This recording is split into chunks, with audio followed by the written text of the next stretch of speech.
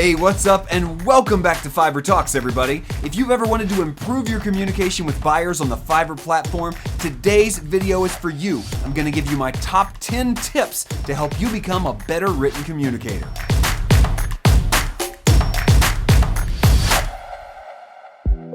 That's right, today we're tackling written communication because Fiverr is a platform that is made up almost 100% of written communication. Unless you've stumbled into the new business section of Fiverr and had some Zoom calls with people, you're writing messages in a little block to people, and that can be sometimes scary, confusing, misleading, hard to judge. People don't know what to do in that little box. So today I'm gonna give you 10 tips. These are my top 10 tips to help you become a better written communicator. Hopefully you'll walk away with some ideas on how to communicate a little bit better and improve your written messages to your buyers, and hopefully it'll help you with people that are potential buyers, not just those that are already buyers or customers, but they possibly could be. So here is tip number 1. First and foremost, call people by their names. This is a great tactic if you're also in a physical conversation with someone. Repeat their name. It makes them feel like you know who they are. You're recognizing them. You're seeing them. It also helps you to remember their name. But when you're writing in the Fiverr platform, the more often you say a person's name, the more personal it feels. It feels like you see them. You hear them. You're not just talking to a buyer. You're not just talking to a customer or a thing or a person out there. You're talking to Brian from Seattle. Reference anything personal that they talk to you about. It's interesting, all the personal conversations I get into on the platform, talking about people who have gone through loss, talking about people who have lost jobs or they're building a business and it's been a struggle. All of these things come through in written communication when you're personal. So start by using people's names. Don't use little catchy phrases like bro, dude, madam, sir. Those are far too formal or informal. Just use someone's name, and if they didn't give you a name, then don't address them with any kind of title. Wait till you get their name and then use that. It makes it far more personal when you're writing communications. The second tip is to ask a lot of questions. No matter what you're doing, whether you're trying to get somebody to convert or you already have them as a customer, ask a ton of questions. When you're pre-sale, questions actually help to build to the sale. It leads the conversation on farther, and the farther you can have a conversation with someone, then the more likely they are to actually buy from you. But once you have an active order from a customer, ask questions. Make sure that it seems like and it's true that you are actually interested in what they want from your service. You're interested in getting this right for them. Questions show you care. You need to show your buyers that you actually care about their project. You care about the work you're doing, and questions are the way to do that. And the more questions you ask, the better the end product will be, and the more secure your buyer will feel along the way. Tip number 3 is to always ask for clarification on anything that's unclear. As a voice actor, this is something I have to do all the time when it comes to pronouncing people's names. You know, how is your name pronounced? The last thing you want to do is pronounce a client's name wrong. Whatever your skill, whatever your industry, whatever your service, there is something that needs to be clarified along the way. Going the extra mile, asking for clarification when anything, a tiny thing is unclear, will show the client, the buyer, the customer that you care. And when you're writing people communication, you want to make sure that your care for the situation comes through, that it's personal, but it also shows that you care deeply about what you're doing and about the outcome for them, because that's truly what they care about. Now, I know we've only gone over 3 of 10, but I thought we'd stop right here and ask you if you had any tips for written communication. Leave your comment down below. This is our question of the day. What advice would you give to your fellow Fiverr sellers on improving written communication? Maybe it's something in my list, maybe it's something I left out. Leave us your comment down below so everyone can benefit from your wisdom and experience. All right, let's get back to our list. Tip number 4, avoid demanding phrases. Now, I know many of you don't set out to demand things from your customers, your clients, your buyers, whatever you call these people, but sometimes the way we ask for things, sometimes the way we write things comes across as demanding. We have to make sure that what we say comes across as a request and not a demand. So if you need to gather some materials, get some more information, say something to the effect of, could you please kindly take a few moments and check this out or fill this out or maybe return this information for me? Rather than saying, fill this out, just saying, do this right now. This is what I need. That's demanding. Something short and to the point really sounds impersonal, cold, and harsh, and customers are really thrown off by that. So take a few minutes, and if you need to ask for something, if you need to request some information or get them to do something for you, sugarcoat it. Put it in a little bit of honey that attracts more flies. And I don't know if that's a good thing or a bad thing, but I know it's true. You definitely need to put a little sugar on there. Make sure you're not saying things like, do this, I need this, right now. Make it soft. Ask like you would ask your mother, and people will respond with kindness. Item number 5, I'm actually going to give you 2. This is a bonus item. I think this is great. First and foremost, very important, you avoid typos in all of your messages. I know this isn't always possible. I know some of you are typing on a laptop, then you're on a desktop, then you're on a phone, and that stupid autocomplete and my fat thumbs leads to typos sometimes. But I would advise that you use some kind of plugin to help you avoid typos or notice things that are not correct in your sentence structure when you're typing messages. Even going back and writing or reading things 2 or 3 times to make sure that it's right. It may take you a little bit longer, but it will be worth its weight in gold when you're able to send a clear message.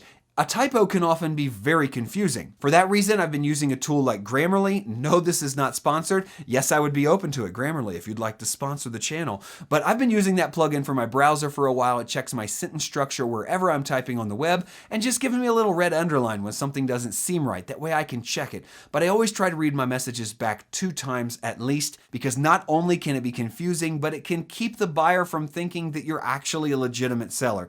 Like they can't even type a sentence correctly. How are they going to do this complicated project for me? Now, the bonus part of number 5 is I think you should be using emojis.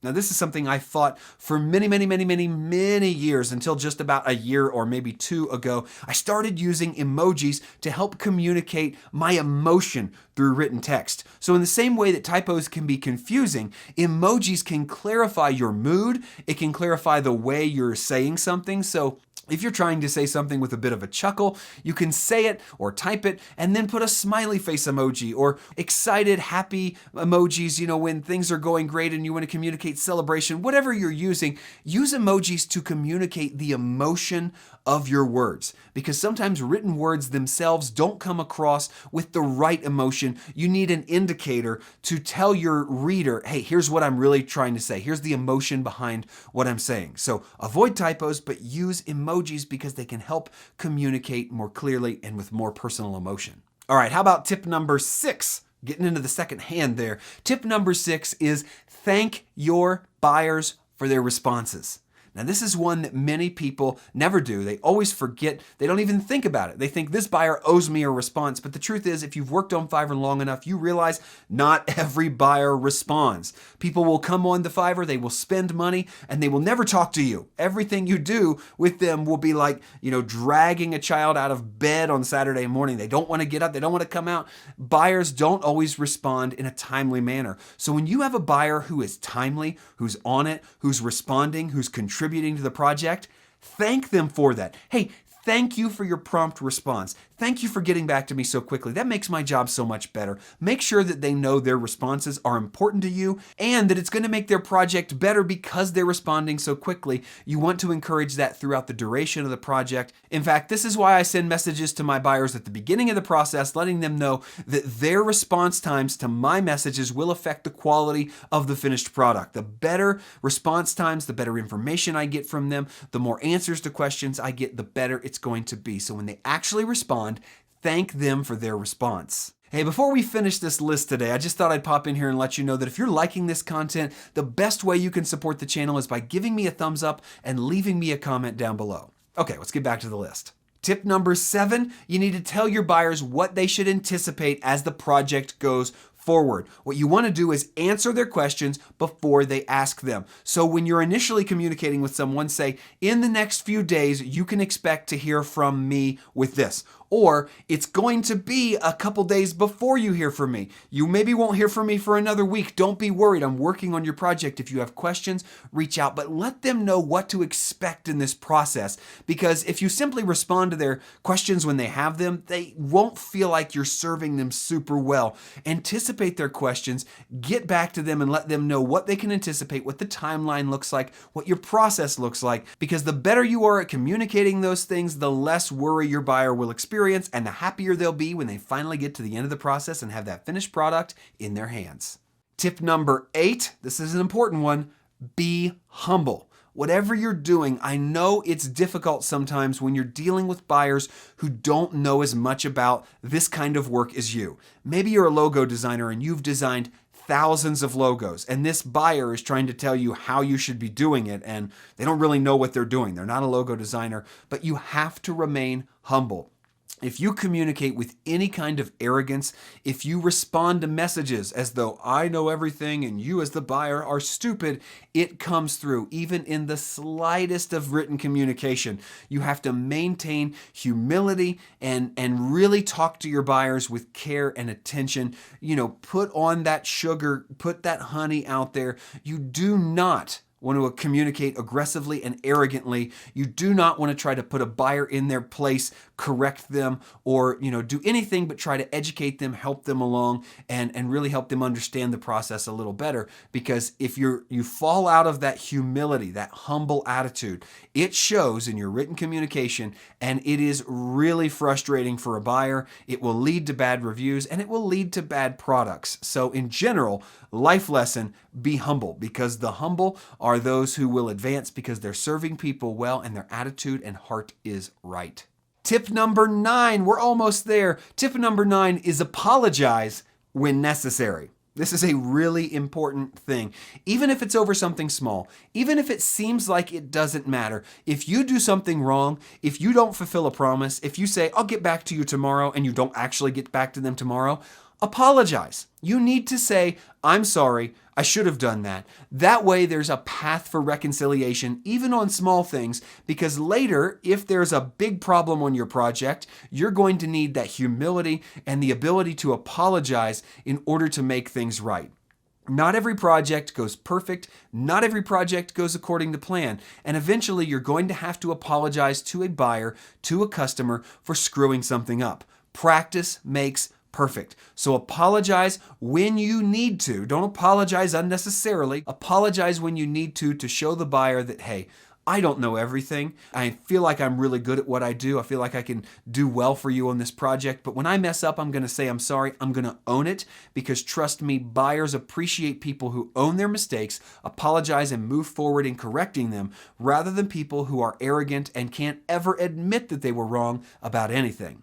And tip number 10, I saved this one for last because I think it's very important, both in your written communication on Fiverr and on life. A lot of these cross up for life and written communication, but tip number 10 is don't judge. Don't judge people and their written communication. Don't judge what kind of person they are based on a message they sent you. You never know where people are at. You never know what kind of day or week or month they had. Case in point, I talked to a customer just today. He placed an order. He hadn't responded to me in 7 days, and I was a little bit concerned that we were going to fall behind. So I simply sent him a message and said, hey, did you get my last message? It's been a week since I've heard from you. I really want to keep this on track for you. Could you get back to me as soon as possible? And he came back very graciously and kindly and said, hey, I'm really sorry. My mother passed away a week ago, and it was right when I placed this order. I'm dealing with that, and I just haven't had time to think about anything else. And of course, that immediately changed my approach to the conversation. We talked about extending the timeline so he didn't have to worry about this Fiverr gig order that he had placed, and he could spend more time with his family and grieving his mother's death and all these things. And it was this extremely personal moment that he was going through. But from my side, all I saw was this jerk who placed an order and then hung me out to dry by never responding again.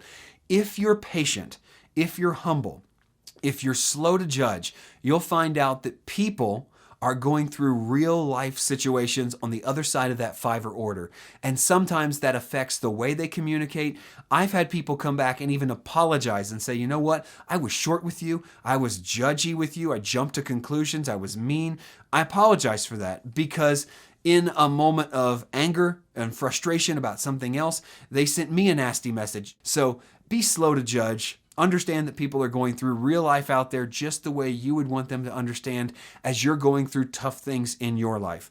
I think that will really help you to understand that you're not just dealing with orders, you're not just dealing with customers, you're dealing with humans. People are messy, this world is broken, but they need a little patience, they need a little humility from you, they need a little grace sometimes to make sure that they get to the end of a project. And it's my hope that these 10 tips will help you improve your written communication with your Fiverr buyers and help you to be a better Fiverr seller.